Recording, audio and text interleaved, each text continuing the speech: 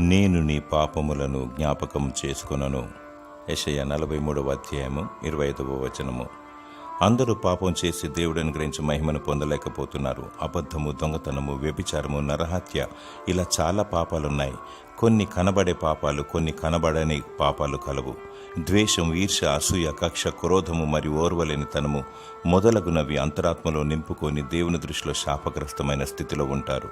పరిశుద్ధముగా, పవిత్రముగా, నీతి న్యాయము కలిగి జీవించమని దేవుడు కోరుతూ ఉన్నాడు. సమాజము దృష్టిలోనూ దేవుని ఎదుట నేను తప్పిదము చేశాను, నన్ను క్షమించు దేవాని పశ్చాత్తాపముతో అడిగినచో ఆయన నిన్ను క్షమిస్తాడు. యేసు ప్రభు నీవు నీతిమంతునిగా తీర్చబడడానికి ఆయన శిలువలో చనిపోయి తిరిగి లేచాడు. పాపాలు క్షమించే అధికారం గలవాడు. మన అపరాధములను ఒప్పుకొని విడిచిపెట్టాలి. దేవుడు క్షమిస్తాడు, మర్చిపోతాడు. మనుషులు నిన్ను క్షమించరు, మర్చిపోరు. శాశ్వతమైన ప్రేమతో దేవుడు నిన్ను ప్రేమించుచున్నాడు. దేవుని స్తుతించు. దేవుడు నిన్ను క్షమించి నూతనపరిచి సమృద్ధిగా నిన్ను దీవించునుగాక. ఆమేన్.